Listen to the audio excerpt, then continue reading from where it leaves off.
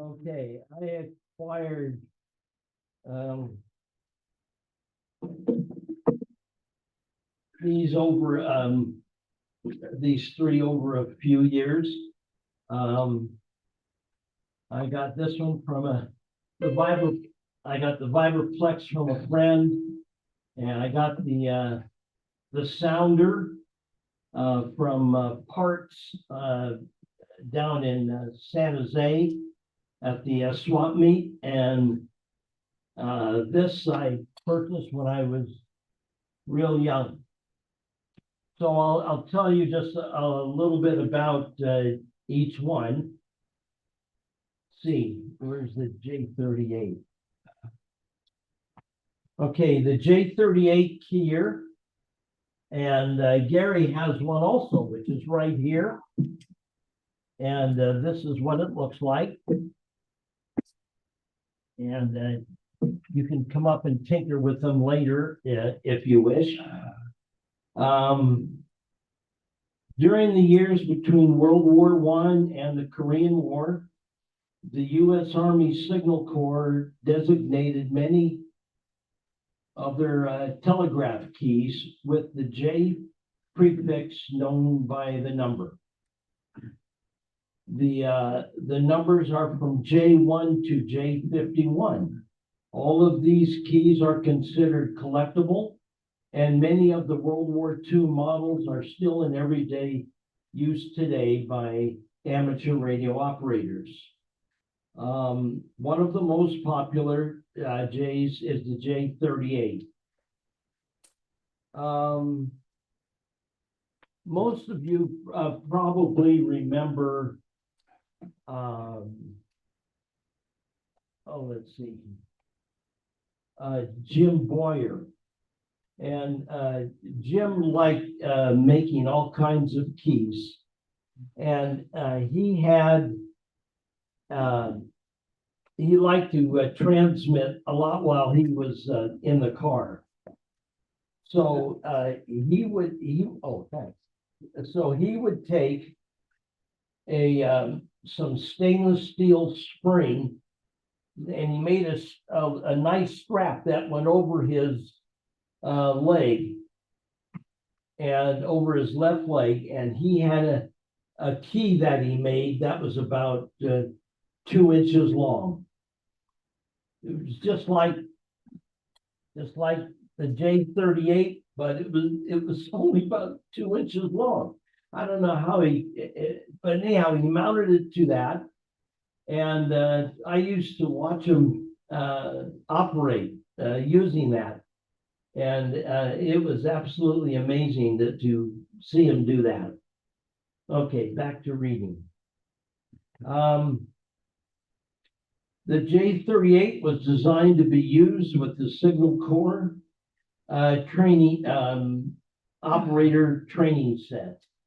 The strange looking binding post and shorting strap at the back of the key were used to connect a set of headphones to one side of the key, which would be used for your headset. It would be in series, and the other side of the key would be connected to a set of headphones, and the other side of the key, or the line side, would go to the training set. The effect was to put the key and the headphones in series. So that's it for the J38. Now, this shorting bar, you would close. That's not working. So the shorting bar is sort of up front here, and when you would close this key here, this lever here, it would put the headphones in series with the key. And Gary, did you have anything to add on your? So among straight keys, they originated, well, they're as early as Morse code, about 1850. There were many manufacturers of straight keys. This particular one is made by a company called Bunnell, This one kind of predates the J38. Interesting about this, they call it a legless key. Leg? What legs? Well, it turns out that many of the keys, especially in the late 1800s, they built it with essentially a threaded stud, well, 2 or 3 of them sticking out the bottom of the key for the purpose of bolting it to a bench, that kind of thing. So then when they reintroduced one, you just had to screw it down. They called it a legless key. Like, what in the world? And it's stamped right on things. It says legless key right on the base of this thing. Anyway, the bundle is very nice.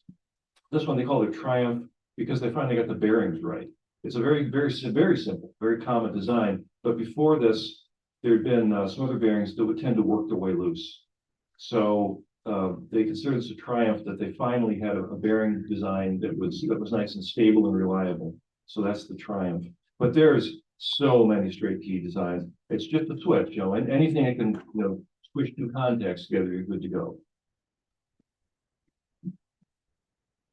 Okay, the next one I have is the one in the middle. And I almost have to stand, but I'm not. This is a Vibraplex keyer.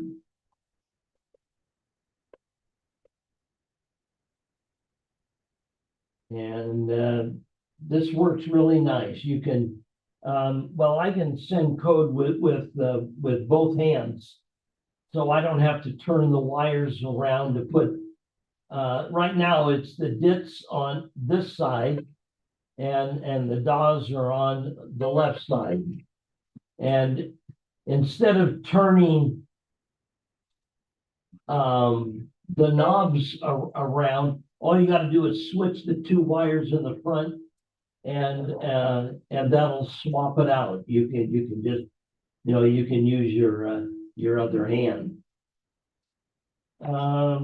Let's see, what does it say here?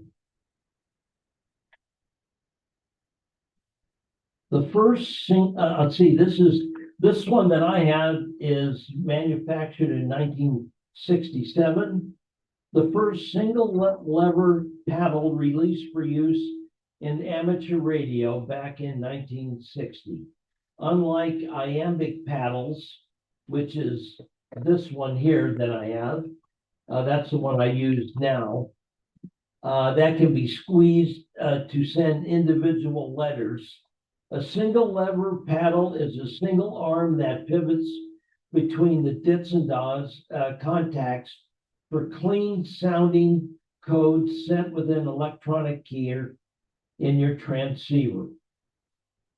The Vibro keyer has long been a go-to standard for de-expeditioners for the fastest, snappiest CW transmission. The knob and thumb piece arrangement, reminiscent of the bug keys, is the most ergonomically correct for CW operation. And I've used this a little bit, not a whole bunch, but my name, let's see, whoops. Not wrong hands. I got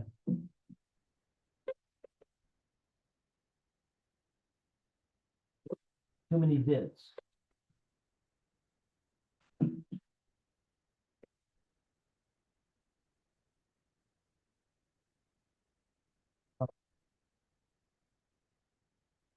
I'm sorry, Lee. You're back there listening to me, and that does not, but that was close. The pressure's on. Yeah, the pressure's on. At least you didn't spell anything bad. So, okay, that's the Vibraplex here. And this is the sounder, but before I get to that, it's back over to Gary.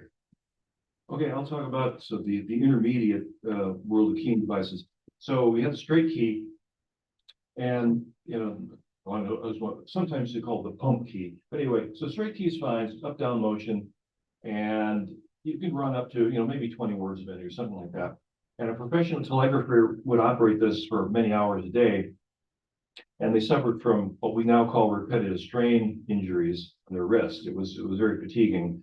They call it a glass arm at the time. So in 1904, a guy named Horace Martin came up with a semi-automatic key, and it moved sideways, and that's what we commonly call the bug. So I have a couple examples of bugs here.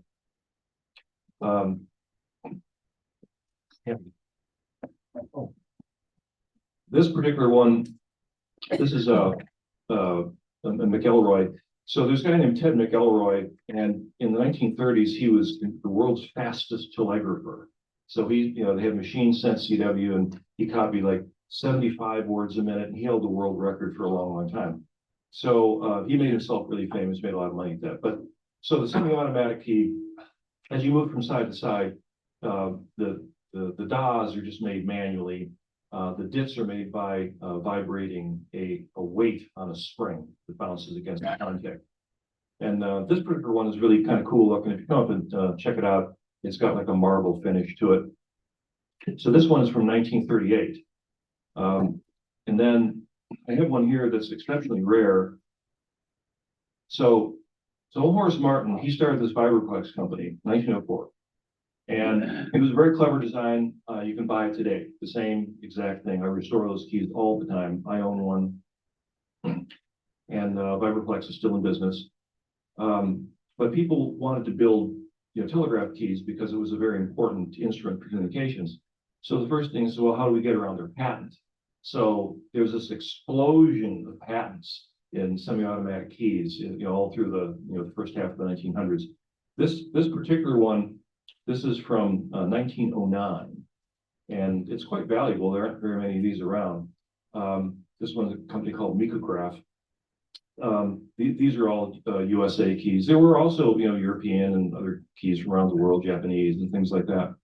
But anyway, this one got around the patent by, instead of on a Vibraplex, when you move the paddle to one side, you give the weight a shove, and the weight, it starts vibrating. On this one, when it's sitting there static, the weight is sort of cocked. It's pushed against the spring. So when you move the paddle, it releases the weight. Aha. And so they went the other way, thus getting themselves a patent. So those guys, they made vertical bugs. You change the geometry. Anything they could do to get around the patent. So that was the patent fund. But the thing about a bug is it was easier to use. Of course, the dits are sent automatically for you, and they were quite comfortable. So they owned the CW and telegraphy universe, well, basically forever, until the electronic keys started to show up in the 1940s. Okay. So the last one that I have is a sounder. This is the key right here. That's what it looks like. And of course, you can come up here and operate it if you want.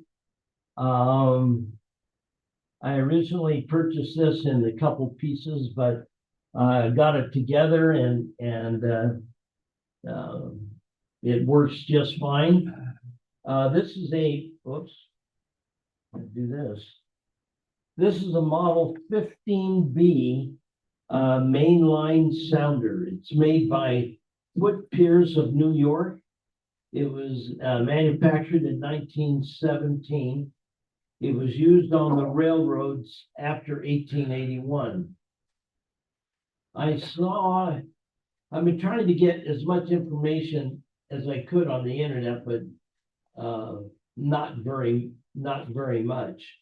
But on YouTube, I didn't even think of looking there, but a couple days ago, I saw a video of a man who works the train yards in Harrisburg, Pennsylvania. And he had his ham radio station set up in the same train yard.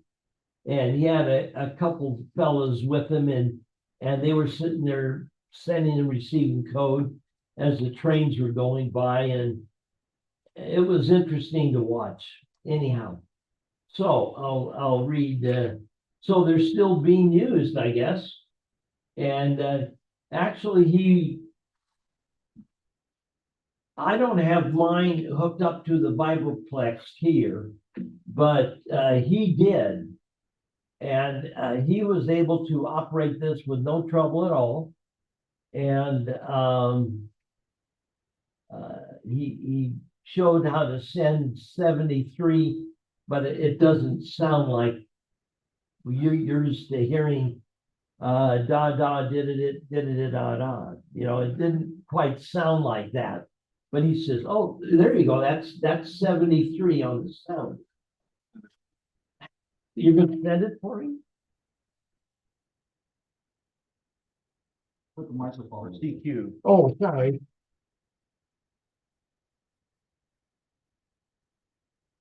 CQ. Okay. There you go. Okay, got something to read here. The telegraph was the original means of communication on the railroad. Telegraph lines can be seen in photographs of the newly constructed San Juan extension as it opened for operation in 1881.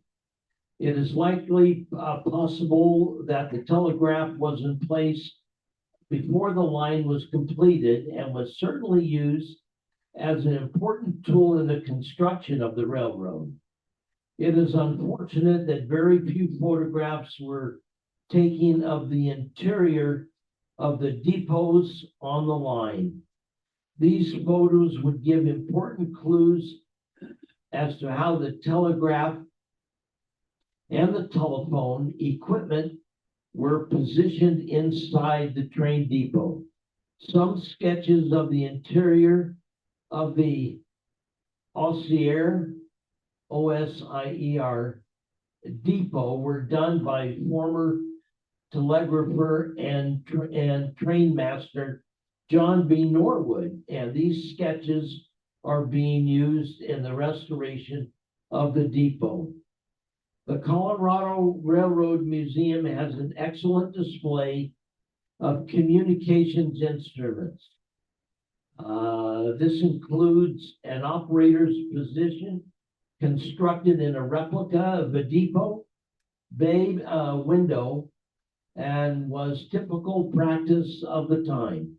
In addition, glass display cases hold many other telegraph and telephone instruments. So there you have it. Back over to you, Gary, for the last. So there's a funny story about these sounders. Now, as you notice, it just makes us clack, you know, when you you really have to have an ear. Was that a long or a short, if you will?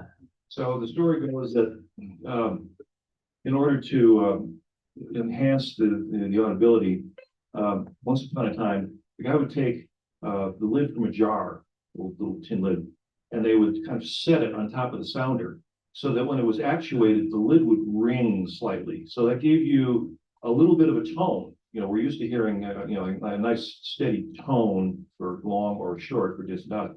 So, so you have this lid sitting on there. Well, and of course, a skilled operator would never need to use that. So therefore, anybody who used one was then known as a lid. So, and to this day, that's what we call, the incompetent operator is a lid. So it's always nice to see someone has a call sign like, WA2LID. I wonder, why did he choose that? And you're all welcome to come and play with the keys here. I'm hooked up to, I have a little code practice oscillator, and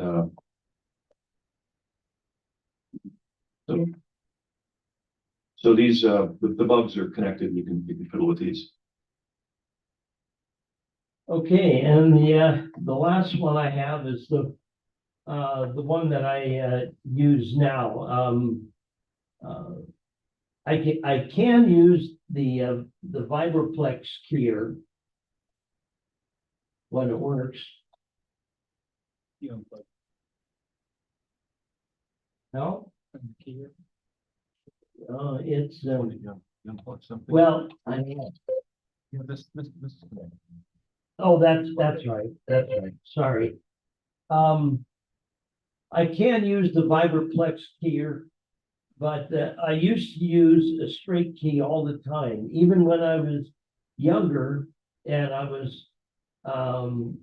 practicing CW with my dad and when I was a kid, I always used a straight key.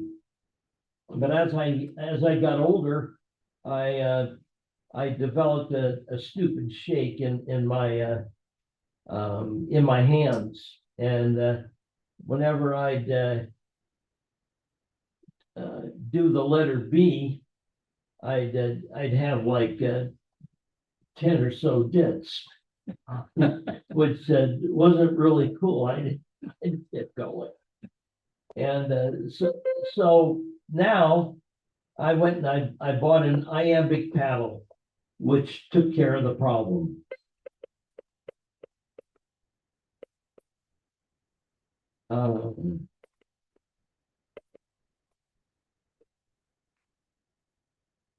Works really well, and it's clean, and I can make it.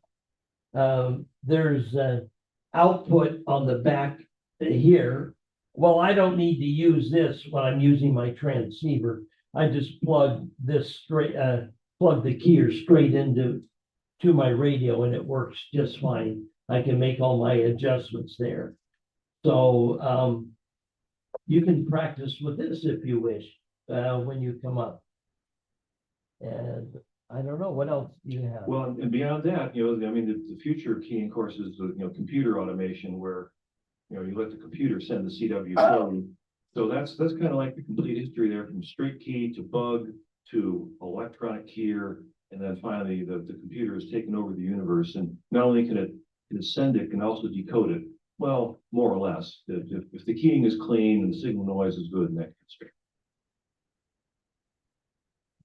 Right, Gary. All right, well, that's about it. I don't have anything else. Are there any questions? Gosh sakes, I don't know where to go. Bill? Is the Vibroflex the same as an iambic paddle? Are they the same? It works the same. As far as I don't know. Oh yeah, I unplugged it. Well, it's a single lever. Yeah. Vibroflex, that particular one's paddle, that's a single lever, not iambic. You can't squeeze it. Right, you have to move it and hold it there for your dits or your dots. Okay, this one is pretty much the same. Of course, I unplugged it. But you would hold it one way for dits and then the other way for the dots. Okay. Squeeze. Oh yeah. Okay, do a period that way. Okay.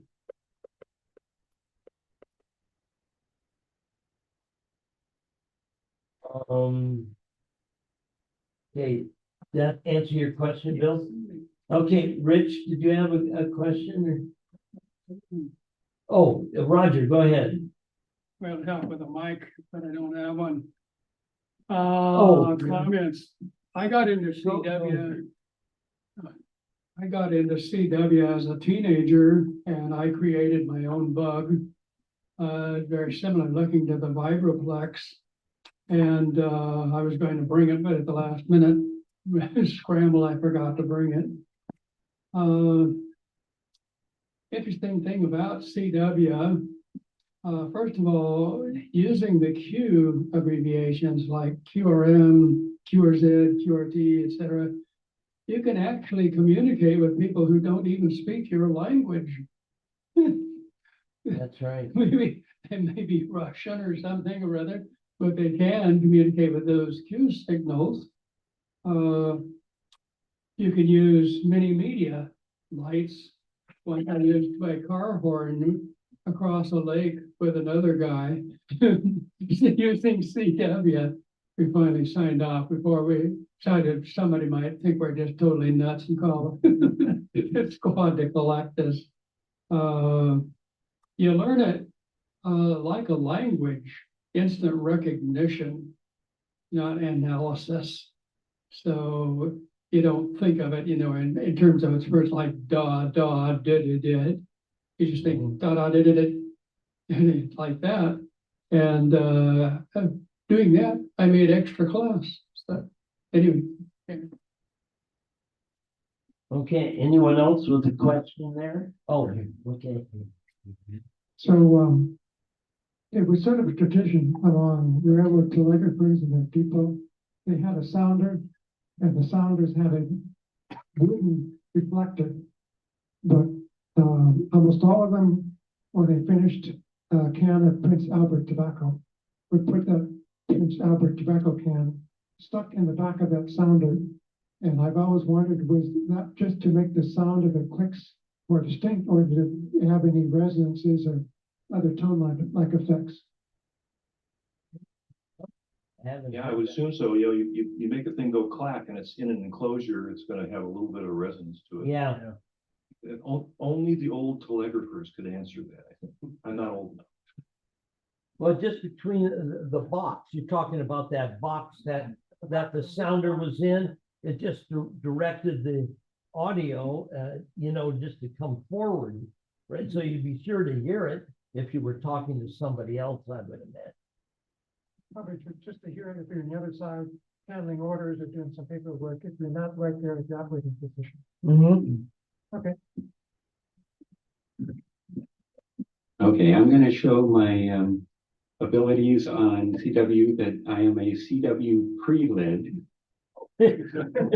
And so my question is, I know that CW has its own Q codes and abbreviations and other stuff, but how much has texting, the abbreviations in texting, started to merge into the CW language? Like LOL. Oh, It hasn't, as far as I'm concerned. I do, you know, on the air conversational CW. And I can't say I've heard anything that sounds like it came from texting but a lot of stuff in texting came from CW. So like see you know, see you later, you for you, things like that. But I mean, yeah, the texting world has created, you know, bazillions of little shortcuts and stuff.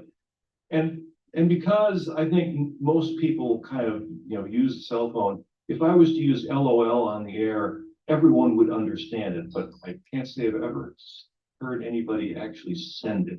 Hi, we gave you both that. Yeah, hi, is how we laugh and see that. I think I've said it once when I was getting QRM activation. Someone was actively tuning up on me. Oh, well, there you go. Gary, Or you sent FU, that's heard on the air. Gary, there's a question over. I was just gonna say TU. TU for thank you. Oh, Yeah, that's standard, yeah.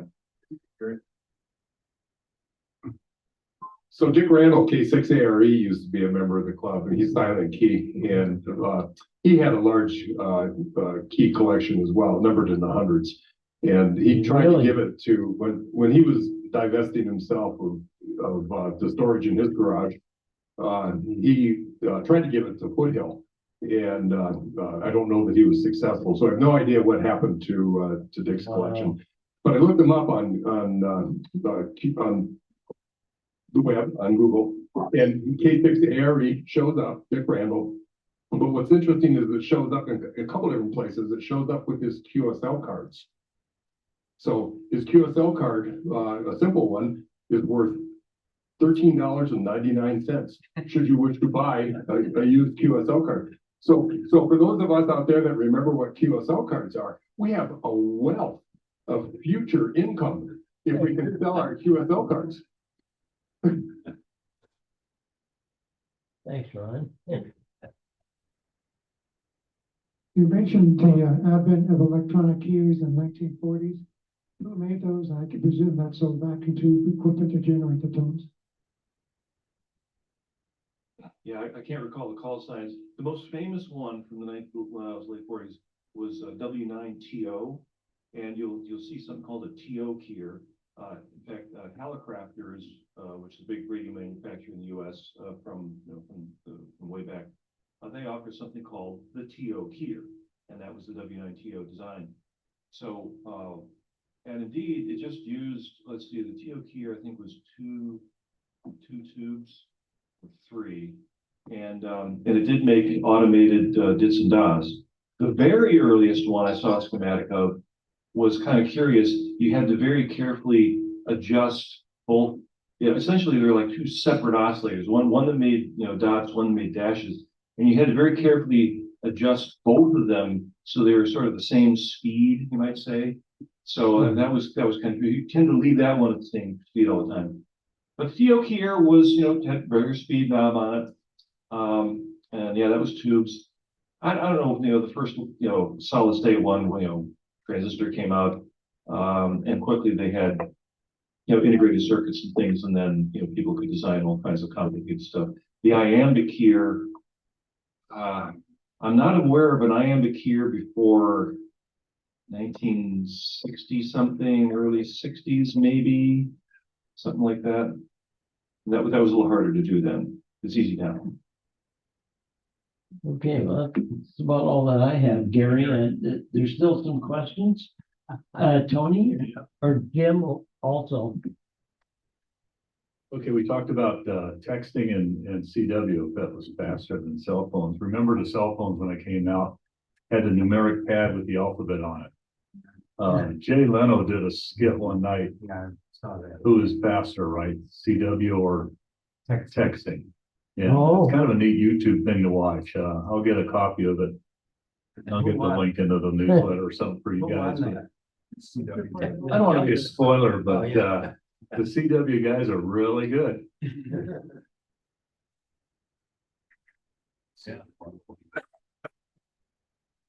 I think this is with a straight key, and I think the story I heard was probably during the Second World War or something like that, and was the ability to recognize a sender by his fist.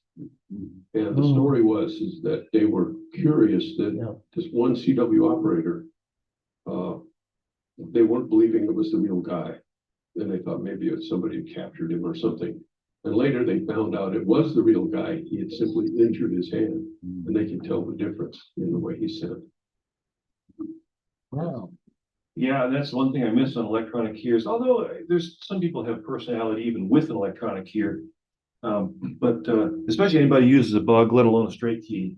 Absolutely, your particular physical skills and that kind of stuff show up loud and clear with especially with the bug and also with the straight key. So in the old days, we really enjoyed being able to just tune around and you'd hear someone sending. They didn't have to send the call sign. You knew who it was. There was no doubt about it, especially like on the traffic nets. Almost all traffic was handled by CW, eventually later by phone. And the traffic nets were great. And most of us were, at least until the 70s and stuff, we're still on bugs and sometimes straight keys. And it was nice because you work the same guys every night, many things over and over and over again. And absolutely you knew who was on the other end of that key. Another little bit of historical story. Thomas Edison, as you all know, was an expert telegrapher. And late in his life, I think around 1912, he was a featured speaker at a telegraphers convention, big hall, and everybody had seats. Well, he gave a speech in CW, and he had a sounder, and I think all the telegraphers either heard the clicks or had sounders on their desk. And so the whole room was silent except for the clicking. Except occasionally you'd hear like a chuckle or something, and that's all there was. So I've heard of some hand clubs having just as a meeting topic with just sending CW like in the middle of QRM in the middle of a meeting. So you have to use your ears to try to pick out call signs. It's fun to try.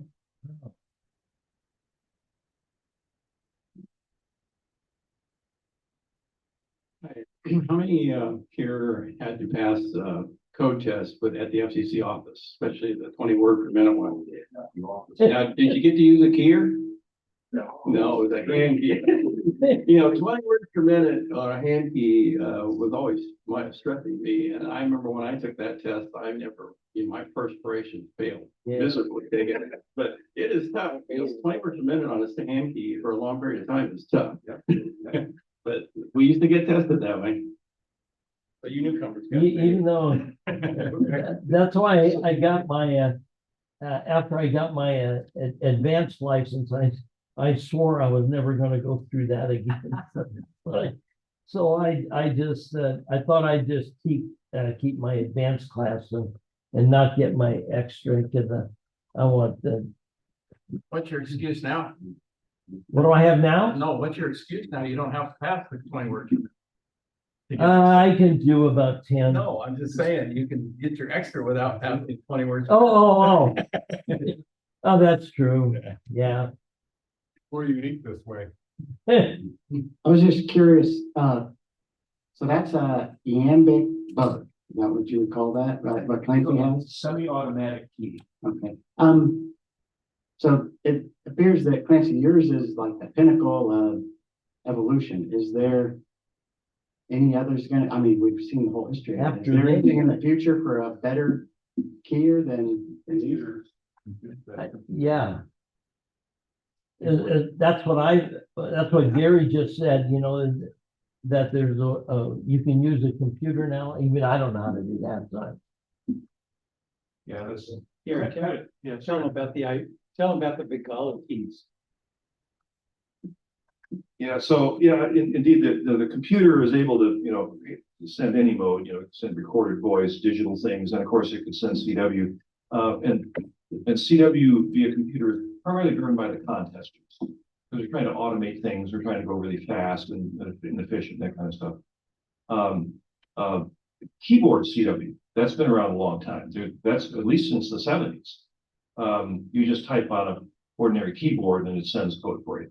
So that's another way. And I hear there's lots of guys using keyboards, especially we call QRQ people. QRQ means send faster. There's sort of a human limit to how fast you can send with any manual keying device. 40-ish words a minute or something like that. There's the high-speed CW guys kind of get into the 50s. But there's guys who can copy unbelievably fast. The world record is 220 words a minute by an Eastern European boy. But to send much faster, they have to type. So that's what they do. So do you even need to know CW if you're no, in that case, no. It's the same with the computer. I mean, people are cheating, if you will. They use a computer to send you type in a message, whether it's on a keyboard, whatever it is. The computer sends it, and then there are, of course, CW decoders. They're built into a lot of radios now. And as long as the signal to noise is good and the keying coming in is decent, it'll decode fairly reliably. When it gets crowded and nasty and there's fading kind of stuff, they completely collapse. But it can work. And Hey, golly. yeah, so I mean, the world of paddles, just like straight keys, there's many, many manufacturers. So the instruments get, I mean, they design them all kinds of different ways. There's clever mechanical designers. They make them vertical, and you make them out of any imaginable material at any price point. So there's some really famous designs of Begali in Italy and N3ZN, and there's a bunch of Russians and Ukrainians and stuff all over the world. They're making very, very finely made paddles, iambic or single lever, using very fine materials, beautiful finishes. They truly are works of art. They're very, very nice. But it doesn't make you send any better. It just makes you think you send better. Hey, Gary, how does international code fit into this? We're talking. Oh, this is international. Well, international Morse. Well, I mean, there's the history of Morse code, but like international what? There's an international Morse code too, Right? We use international. Everyone, yeah, international Morse code is standard now worldwide. But there was another. There are. Well, there was American Morse. That was the original, the early telegrapher's Morse. And there's some guys on YouTube who can really switch between the two, which boggles my mind. International Morse is standard now, but yeah, American Morse is a little different. It consists of dots, dashes, and spaces. So it's a little bit different. The Japanese have the Wabun code. And to listen to Wabun, that's another one that blows your mind because there's, combinations of dits and das that don't exist in International Morse. And you listen to it, you hear a couple letters that are familiar, then something that's like, what? I don't know how it works, but they do it. But yeah, we have International Morse now. So if you're using a computer to send, why would you use a keyboard? Why isn't it directly voice to CW? That's just, I don't use the keyboard much anymore. Well, there you go. Yeah, absolutely. There's no reason you can't do that. You know, they have nice apps for your phone that you go to CW. You know, and you just, it'll generate CW on the phone, so you can hold it up to your mic. You know, it'll go beeping away into your mic. And then when the guy receives you hold it up to the speaker and it, you know, decodes it for you. So there, you know, the phone took care of everything as usual. It's much easier to use your brain. It's a lot more fun. Yeah, just one little tidbit that, flashing lights were also used to send, Morse code. I don't have a lot of the details. I think the military used it in the early days, and maybe somebody else has more information, about flashing lights and Morse code. I think primarily, ships, Navy, Coast Guard. Beyond that, I don't know who else used it, and how successful it is, I don't know, but, just an interesting little How does tidbit. that differ from flashing sim? You mean like Yeah, so- semaphore? Yeah. So that's called an Aldous lamp. That was the device they used. It had shutters on it that would expose lamp. And the good news, it was sort of covert. You know, you weren't radiating signals that someone else could pick up as long it was kind of a line of sight thing. So it really was kind of neat. It was a low probability of intercept sort of communications, limited to, you know, your line of sight range. And they could run about 10 words a minute on an Aldous lamp, about 10, something like that. So you'd send, you know, short messages. It was normally ship to ship. And then, and semaphore, that's flags. You know. Which is fairly boggling, but yeah, it's another language, right? It was a different character set, yeah. Yeah, it had all the letters and numbers were there, just waving, holding the flags, and they would use that too. That's lots of ways to Is that communicate. it? Okay, All well, right. thank you, everybody. Thank you.